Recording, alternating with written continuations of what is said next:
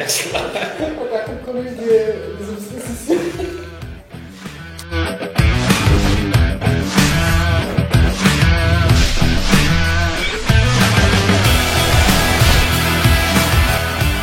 Bonjour tout le monde, مرحبا بكم في موعدكم متجدد اسبوعي كاتمان ومع حلقه جديده وبا لوان دو لا gynéco obstétrique. On va aborder un thème, l'hémorragie du troisième trimestre. Donc notre cas clinique sera comme suit. Vous recevez une patiente âgée de 24 ans qui a 30 semaines d'aménorrhée et qui consulte pour des métrorragies. اخوانا كيف ديروا دابا سي انا واش نبدا ولا تبدا؟ نبدا يمكن ياك. خبره لا كتبدا. شكرا سي عمي. Donc toujours il faut répondre à la question est-ce que notre patiente elle est stable ou instable. هذه هي la première des choses. إلا كانت stable مزيان نفوتو l'interrogatoire ديالنا l'examen clinique. إلا كانت instable il faut la stabiliser. Donc la fonction respiratoire, la fréquence respiratoire. Donc la patiente est légèrement tachypnique à 19 cycles par minute. Est-ce qu'elle présente une cyanose? Elle ne présente ni cyanose ni signe de lutte. Ni signe de lutte. Voilà. Donc on passe à la fonction hémodynamique. La fréquence cardiaque? La fréquence cardiaque elle est à 110 battements par minute. 110, donc voilà. elle est tachycarde. Légèrement tachycarde. Pour la tension artérielle? La tension artérielle elle est à 110, 70. Oui. Les conjonctives? Les conjonctives sont légèrement pâles. Légèrement pâles. Donc passons à la fonction neurologique. La GCS? Le GCS? Le GCS elle est à 15-15e. 15-15e. Donc on est devant une... هذا ولا يمين على الطاشه. La patiente elle n'est pas pas en en état de choc. n'est pas en état de choc. C'est bon, ce qui est neurologique. Très bien. Oui. Donc passons à l'interrogatoire. Donc elle présente une métrorragie.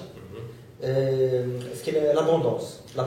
Elle est de moyenne abondance. Est-ce qu'elle est noirâtre ou rougeâtre? C'est un sang rouge Rouge. qui est incoagulable. Donc il n'y a pas de caillot de sang. Pas de caillot de sang. Pas de caillot de sang. Donc policier associé. Est-ce qu'elle présente une douleur pelvienne? La patiente ne présente pas de douleur pelvienne. Elle ne présente pas de douleur pelvienne. Donc juste des métrorragies qui sont de moyenne abondance et rougeâtres. Donc concernant le terrain de notre patient, quels sont les antécédents de notre patient? Est-ce qu'elle a déjà fait une césarienne? La patiente a fait une césarienne lors de son premier accouchement. Elle n'a jamais fait un La curetage. patiente, elle est, donc c'est son deuxième pas. Deuxième pas. Voilà, sa première grossesse a fini par un accouchement par césarienne. Ah, d'accord. Donc, jusqu'au-là, on est... Alors, pour cette patiente, quelle sera notre mise en condition première? Alors, il n'a pas besoin d'un remplissage, il n'a pas besoin de notre... Mais comme il faut prendre une voie veineuse... Voilà, prendre une voie veineuse et on met la patiente dans le sein de sa patiente. On est d'accord qu'il faut hospitaliser les patients. Il faut hospitaliser la patiente. Ce n'est pas une patiente... Prendre une voie veineuse. Voilà, toujours prendre une voie veineuse parce qu'il peut se décompenser dans n'importe quel moment. À quoi vous pensez déjà? Alors, les deux diagnostics évoqués en premier, alors selon le contexte et l'interrogatoire qu'a fait la même soit une patiente après-lieu, donc premier lieu, soit un hématome rétroplacentaire, mais la patiente après-lieu, c'est plus probable là un hématome rétroplacentaire chez cette patiente. كاش ما عندناش نوسيون دو تروماتيزم ياك ما عندناش تروماتيزم ابدومينال وماشي L'aspect de saignement rouge, donc incoagulable, qui ne se coagule pas.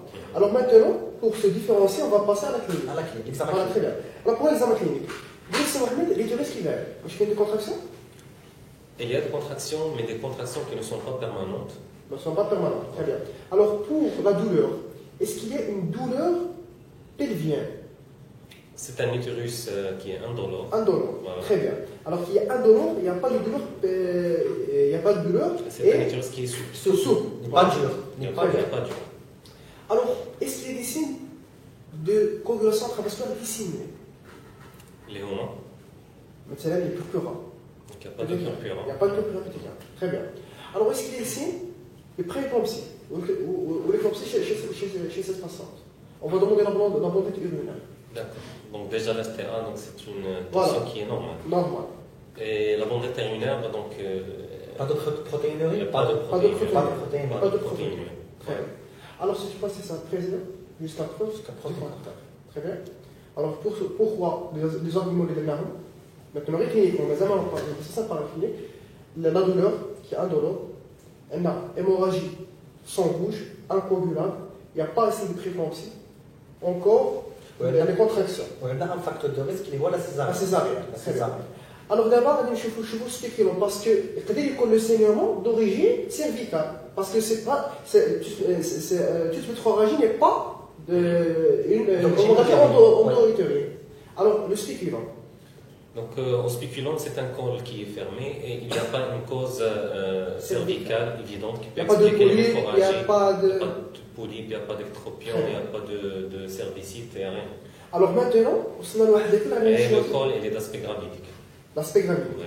Alors d'abord, c'est Mohamed, je vais vous dire واش شنو تعمل؟ بلاش يصير واحد زين واش ندير لي توشي فاجينال ولا نديرو ليكوغرافي باسكو كاين دي جون كنا ندير لي توشي فاجينال C'est un mien, le toucher vaginal, il est interdit dans ce cas. Pas avant de faire une échographie. Pas avant de faire une échographie, parce que si on va faire un toucher vaginal, le diagnostic, c'est que le placenta prévient. Recouvrant, il a qu'à placenta prévient, recouvrant, on a le toucher. Les mettre là, les mettre là. Le brocardi. Une idée, la morgue. Alors le toucher pelvien, il est contre-indiqué et doit systématiquement être fait après de faire une échographie. D'accord. Très bien. Alors, à l'échographie, qu'est-ce qu'il y a? Déjà avant l'échographie, abdominale. vous avez oublié un truc qui est important. Vous avez évalué le retentissement sur la main, mais encore évaluer le retentissement sur le fœtus. Il ne faut pas oublier le. Voilà. Alors pour le rythme cardiaque fœtal, le BCF, il est. Les BCF sont bien perçus. Et le RCF? Le RCF, c'est un rythme qui est régulier. Donc, pas de décélération? Pas de décélération, pas d'accélération. Donc c'est un rythme qui est régulier, qui est normal. Alors ma question, les signes de souffrance fœtale aiguë. Ou هادشي كامل كيزيد يبروفي le diagnostic ديال placenta prévia. Donc vous allez faire une échographie. À l'échographie, on a un placenta qui est pas inséré. Et donc c'est un placenta prévia qui recouvre partiellement le corps. Alors le diagnostic placenta prévia. Jusqu'à présent, il est confirmé par l'échographie. D'abord, puisque ce placenta prévia, toucher les vaginales comme dit pour la patiente qui manque de la mort. C'est bon. Alors maintenant, je vais détailler un peu la conduite à tenir devant une hémorragie du troisième trimestre. Alors premièrement, on va faire une définition de ce qu'est une hémorragie du troisième trimestre. C'est toute hémorragie qui provient de l'origine utérine, génitale chez la femme, après la 28 semaines d'aménorrhée. Très bien. Alors pour les causes, on peut faire deux volets, les causes endo-utérines et les causes cervicales. Alors, avant de détailler les causes, alors toute hémorragie, en premier, on doit voir est-ce que le patient est stable ou non sur le plan hémodynamique. Alors, premièrement, on doit éliminer l'urgence. Et l'urgence, chez une femme avec une hémorragie du troisième trimestre, c'est l'état de choc hémorragique. Alors, premièrement, c'est-à-dire voir la patiente sur les trois plans, hémodynamique, respiratoire et neurologique. Après, on va statifier est-ce que c'est un état de choc hémorragique ou non. Par exemple, la patiente qu'on a traitée aujourd'hui, elle était stable. Alors après, on va passer à l'interrogatoire et les investigations pour voir le diagnostic étiologique. Si la patiente est en état de choc hémorragique et qui est instable, on doit stabiliser la patiente première avec une hospitalisation en unité de soins intensifs, avec un remplissage, transfusion si c'est important, aussi le groupage, etc. La prise en charge hospitalisée d'un état de choc hémorragique. Après la stabilisation de la patiente, on va passer à l'interrogatoire. Alors, dans l'interrogatoire, qu'est-ce qu'on va chercher dans l'interrogatoire? Alors, on va chercher les facteurs de risque que Mohamed a cherché en premier. Est-ce qu'il a antécédent de césarienne? Est-ce qu'il a antécédent de pathologie malformative utérine? Est-ce qu'il a antécédent de prééclampsie, de placenta prévia, etc.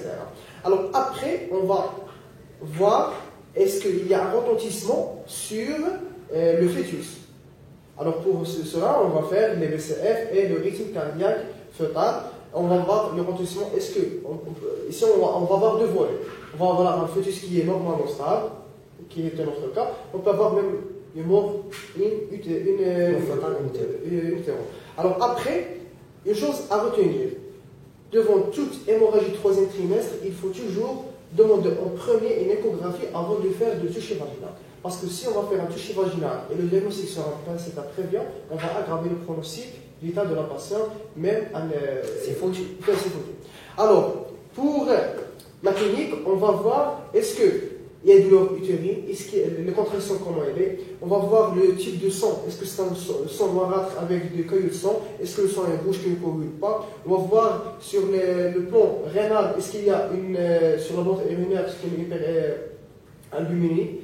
Aussi, on va voir est-ce qu'il y a des signes de préclampsie sur la tension artérielle, etc. Parce que ça oriente surtout vers l'hématome rétroplacentaire. Et pour ce qui est clinique pour la placenta prévia, c'est la clinique qui est pas de douleur, qui a une contraction indolore, le sang qui est rouge, etc. Alors, après de chercher les facteurs de risque, après de stabiliser la patiente, faire un spéculant pour voir est-ce que l'origine est endo-utérine ou l'origine qui est cervicale. Après, on va voir l'orientation diagnostique. Alors, les deux diagnostics à évoquer en premier, il y a beaucoup de diagnostics. Il n'y a pas de seulement diagnostic, mais avec en premier, on a deux diagnostics. L'hématome rétroplacentaire et la placenta prévia. Alors, c'est quoi un hématome rétroplacentaire? C'est un décollement prématuré d'une placenta qui est normalement insérée. Voilà. Alors, on va avoir un hématome qui va comprimer et va avoir un rotocissement avec une insuffisance fœtale aiguë. Même c'est la CIVL, il peut déclencher chez la mère la CIVL. Oui, la CIVL chez la mère par la sécrétion de thromboplastie en circulation générale. Alors la clinique, c'est quoi la clinique? C'est un utérus qui est dolore, avec des contractions, une hypertonie utérine, avec un sang qui est noirâtre, qui est peu abondant, et aussi on a des caillots de sang qui sont secondaires à la CIVL. Et on cherche surtout l'antécédent de la prééclampsie. Alors, oui, soit la prééclampsie, soit l'ensemble de traumatisme abdominal. L'ensemble de traumatisme abdominal. Pour la placenta prévia, c'est quoi la placenta prévia? C'est une placenta qui est insérée sur le bas du col, qui va faire voilà, bas inséré. Alors, cliniquement, il n'y a pas de douleur. Alors, le saignement, il est de moyenne abondance. Rougeâtre, il n'y a pas de cahier de sang. Mais aussi, il n'y a pas d'hypertonie utérine. Alors, on cherche surtout les antécédents d'un utérus cicatriciel sur la placenta prévia. Alors, pour ces deux diagnostics, ce sont pour l'hématome rétroplacentaire, alors c'est une urgence, surtout s'il y a un retentissement fœtal. Alors, la prise en charge, c'est spécialisé avec une extraction fœtale en urgence par césarienne. Alors, pour le placenta prévia, aussi on va voir est-ce qu'il y a un retentissement sur l'état fœtal ou non, mais la prise en charge, c'est aussi spécialisé. On va voir le troisième diagnostic, c'est la rupture utérine.